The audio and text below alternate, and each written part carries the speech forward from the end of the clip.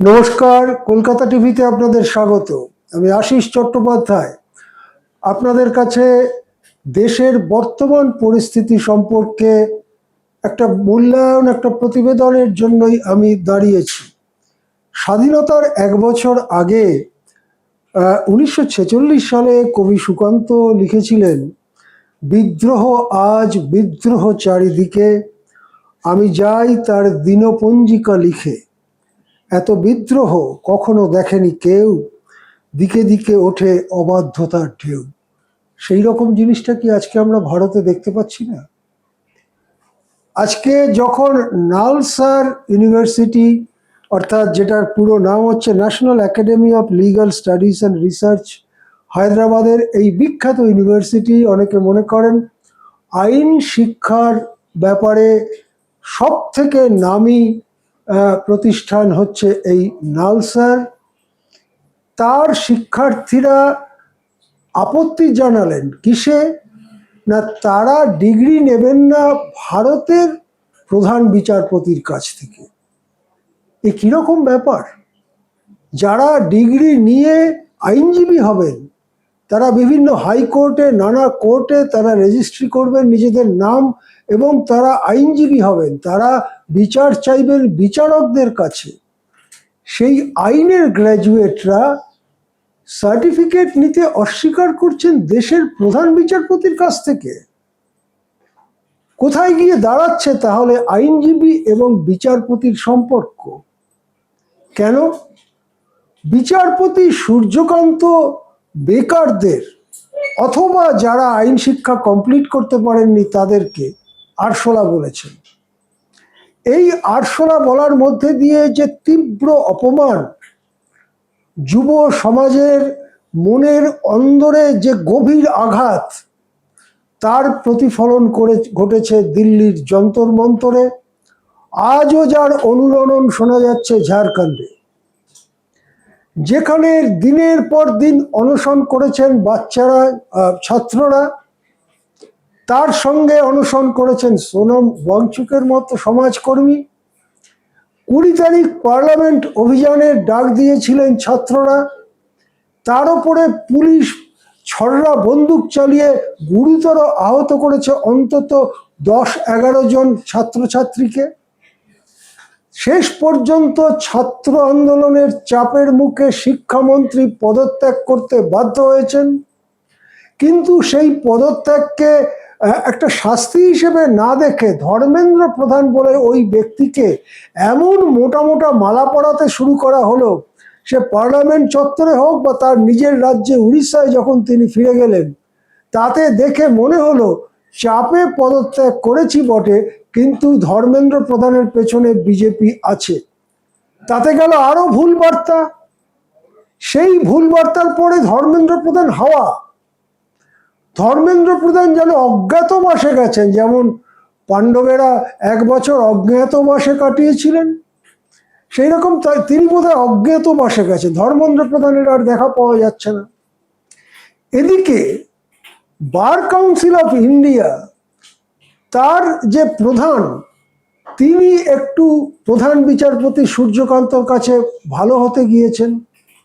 ভালো হতে গিয়ে তিনি করলেন কি, যে ওই national university, national academy of legal studies and research, NALSAR, এই হায়দ্রাবাদের এই অতি উচ্চ মানের বিশ্ববিদ্যালয়ের থেকে যারা গ্র্যাজুয়েট হয়েছেন, ডিগ্রি পাবেন, তারা যেন কোনো রাজ্যে গিয়ে নিজেদের নাম আইনজীবী হিসেবে নথিভুক্ত করতে না পারেন, এই রকম একটা দানবীয় ফতোয়া দিলেন।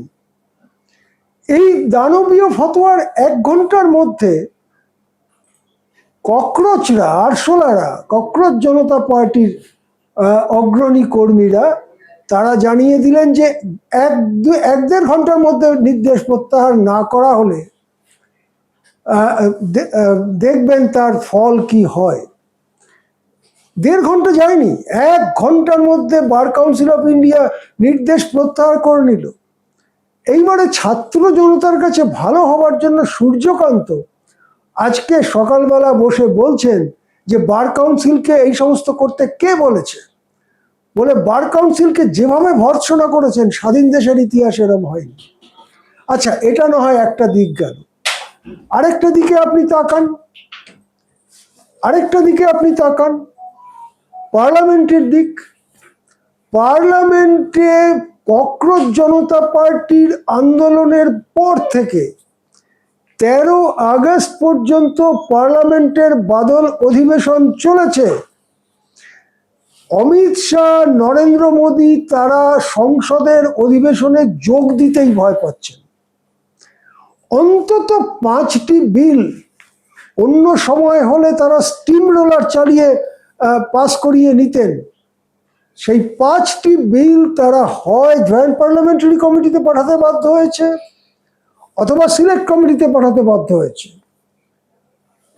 লোকসভার আসন সংখ্যা বৃদ্ধি বা এই ধরনের যে সংবিধান সংশোধনী, সে ব্যাপারে মুখে কুলু পেটেছেন অমিত শাহ, নরেন্দ্র মোদীরা। সংসদের সামনে দাঁড়িয়ে রাম মন্দিরের প্রণামী চুরির যে অভিযোগ, যে ঘটনা সারা দেশে হিন্দু ভক্তদের মধ্যে ঘৃণা এনে দিয়েছে, সে সম্পর্কে প্রধানমন্ত্রী বিবৃতি দিতে ভয় পাচ্ছেন, পালিয়ে বেড়াচ্ছেন সংসদকে। এমনকি যখন বিরোধীদের কাছে আলোচনার প্রস্তাব দিচ্ছেন, 12 তারিখের ঘটনা আমি বলছি, 12 তারিখ গত পরশুদিন যখন আলোচনার প্রস্তাব দিচ্ছেন অমিত শাহ, সংসদের ভিতরে গিয়ে বলতে পারছেন না। বাইরে দাঁড়িয়ে সংবাদ সংস্থার মাধ্যমে তিনি প্রস্তাব দিচ্ছেন, আমি আলোচনায় রাজি।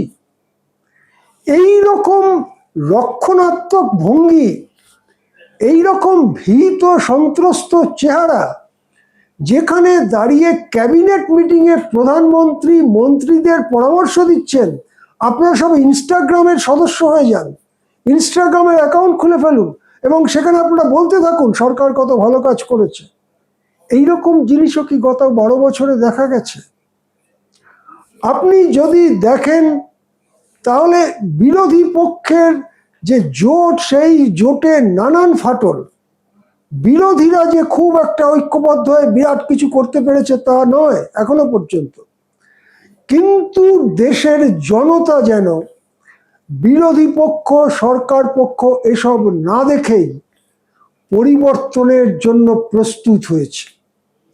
পরিবর্তনের জন্য যখন একটা দেশ উন্মুখ হয়ে ওঠে, তার কতগুলো আগাম লক্ষণ দেখা যায়।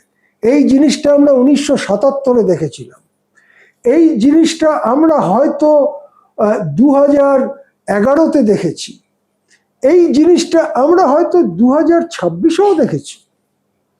দেখা যায় যে এমন কিছু অদ্ভুত ব্যতিক্রমী ঘটনা ঘটছে, যেটা ঘটার কথা ছিল না, যেটা ঘটার মতো পরিস্থিতি ছিল না কদিন আগেও। সেই রকম পরিস্থিতি যেন ঘটতে শুরু করে এবং তার মধ্যে থেকে পরে আমরা দেখি নির্বাচনে বা অন্য কোনোভাবে একটা পরিবর্তন এসে যায়। আজকে যেভাবে সরকার, শাসক পক্ষ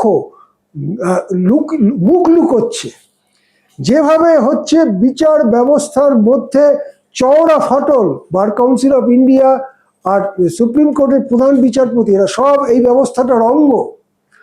আজকে যেভাবে কোনো আমলা তারা দারুণ ক্ষুব্ধ নানান কাজের জন্য, আর আজকে অন্যভাবে যেভাবে হিন্দুত্ববাদী জিগির আবার নতুন করে তোলবার চেষ্টা করা হচ্ছে, আজকে যেভাবে হিন্দুত্ববাদের পক্ষ থেকে সর্বজন শ্রদ্ধেয় নেতাজি সুভাষচন্দ্র বসুকে মন খুলে গালি দেওয়া হচ্ছে, নেতাজির নামে রাস্তা বদলে অন্য নাম দেওয়া হচ্ছে।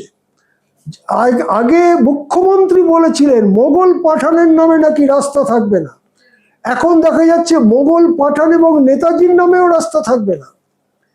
এই সমস্ত জিনিস আজকে একটা নতুন ধরনের পরিস্থিতি তৈরি করেছে। নতুন ধরনের পরিস্থিতির নিজস্ব পরিণতি আছে। সেই পরিণতি কি নতুন সকালের আগাম বার্তা দিচ্ছে? আমরা তাকিয়ে থাকবো সেই দিকে। এখন এ পর্যন্তই। দেখতে থাকুন কলকাতা টিভি।